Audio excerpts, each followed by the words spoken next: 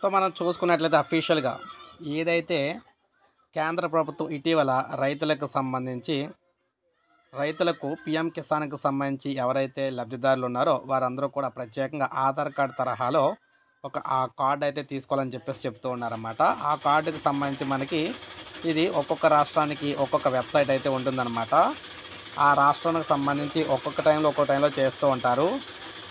So మొత్తంగా చూసుకున్నట్లయితే ఈ విధంగా అయితే మనకి డాష్‌బోర్డ్ అఫీషియల్ వెబ్‌సైట్ అయితే ఉంటుందన్నమాట. ఇటీవల మనకి ఏపీ కావచ్చు, తెలంగాణ కావచ్చు. సో ఉదాహరణకు మీకు ఇక్కడ ఏపీ రాష్ట్రానికి సంబంధించి చూపిస్తున్నాను. ఏపీలో అయినా తెలంగాణ ప్రతి రాష్ట్రానికి కూడా అఫీషియల్ వెబ్‌సైట్ అయితే ఉంటుంది. ఈ అఫీషియల్ వెబ్‌సైట్ చూసుకుంటే ఆంధ్రప్రదేశ్‌కేమో ఏపీఎఫ్ఆర్ agristock.gov.in అనమాట. అదేవిధంగా తెలంగాణ చూసుకుంటే tsfar.agristock.gov.in అఫీషియల్ వెబ్‌సైట్‌లు అనమాట రెండు కూడా. అయితే ఈ రెండు కూడా మనం అప్లై చేసుకోవడానికి సిఎస్సి సెంటర్‌లో అయితే అప్లై చేసుకోవాల్సి ఉంటుంది. సిఎస్సి సెంటర్‌లు అయితే ఉంటాయి కదా మనకి మీ సేవా సెంటర్‌లో సిఎస్సి సెంటర్‌లు. సో వారి నుంచి అయితే అప్లై చేసుకోవాలన్నమాట. ఆంధ్రప్రదేశ్, తెలంగాణ రైతులకు సంబంధించి కీలక అప్డేట్‌తో మీ ముందుకైతే వచ్చాను. పీఎం కిసాన్ రైతులు ఎవరైతే ఉన్నారో వారందరూ కూడా అప్లై చేసుకునే విధానం చూసుకున్నట్లయితే ఇక్కడ అఫీషియల్ కార్నరు, ఫార్మర్ కార్నర్ 2 కార్నర్లు ఉంటాయి. ఇందులో ఫార్మర్ అనేవారు ఇక్కడ ఫార్మర్ కార్నర్లోకి వెళ్ళి మొబైల్ నెంబర్ పట్టాదారు పాస్ పుస్తకానికి సంబంధించి ఏ మొబైల్ నెంబర్ అయితే లింక్ అయిందో ఆ మొబైల్ నెంబర్ ఇక్కడ ఇవ్వాలి. ఇచ్చిన తర్వాత ఓటీపీ అయితే వస్తుంది. ఆ ఓటీపీని ఇక్కడ ఎంటర్ చేయాలి. ఎంటర్ చేసిన తర్వాత కింద క్యాప్చా ఉంటుంది. ఆ క్యాప్చాని ఎంటర్ చేసి సో లాగిన్ అయితే అవ్వాల్సి ఉంటుంది. ఎవరైతే ఆల్రెడీ లాగిన్ అక్కడ ఉన్నారో లేని వారైతే కొత్తగా అకౌంట్ అయితే క్రియేట్ చేసుకోవాల్సి అయితే ఉంటుంది. ఒకవేళ క్రియేట్ చేసుకుందాం కన్నప్పుడు క్రియేట్ ఏ న్యూ యూజర్ అకౌంట్ని ఇక్కడ క్లిక్ చేయాలన్నమాట.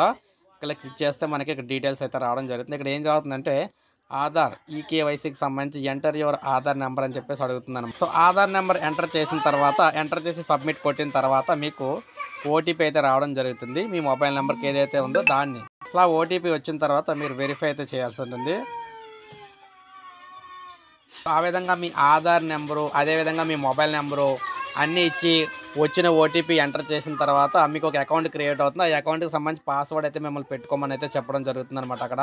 సో పాస్వర్డ్ కూడా మీరు అయితే సెట్ చేసుకుంటారు. అప్పుడు సెట్ చేసుకున్నప్పుడు ఆ తర్వాత మీరు లాగిన్ అవ్వడానికి ఈ అకౌంట్ అయితే సిద్ధంగా అయితే ఉంటుంది. అప్పుడైతే మీరు లాగిన్ అవ్వచ్చు అనమాట.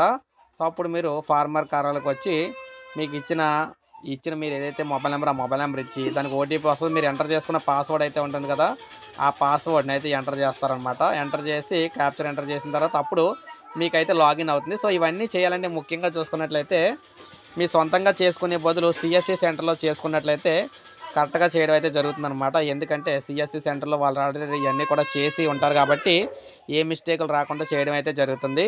సో వారు ఇందులోకి వెళ్ళి మీకు అప్లై చేసినప్పుడు ఆధార్ కార్డు తరహాలో 14 డిజిట్లతో కూడిన కార్డు అయితే రావడం జరుగుతుందన్నమాట. ఇందులో మనం చూసుకున్నట్లయితే ఇక్కడ మీరు చూసుకోవచ్చు ఎంతమంది రైతులు ఉన్నారు పీఎం కిసాన్కి సంబంధించి.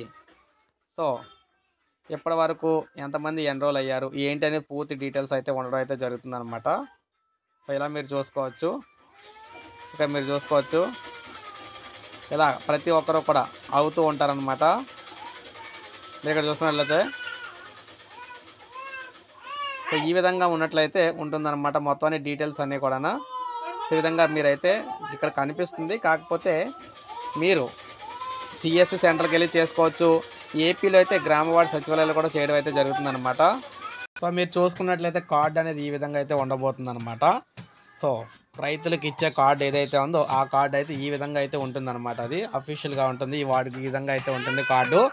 సో ఈ విధంగా కార్డ్స్ అయితే మీకు ఇవ్వడం జరుగుతుంది. సో మీరు సిఎస్సి సెంటర్కి అయితే వెళ్ళి అప్లై చేసుకోవచ్చు.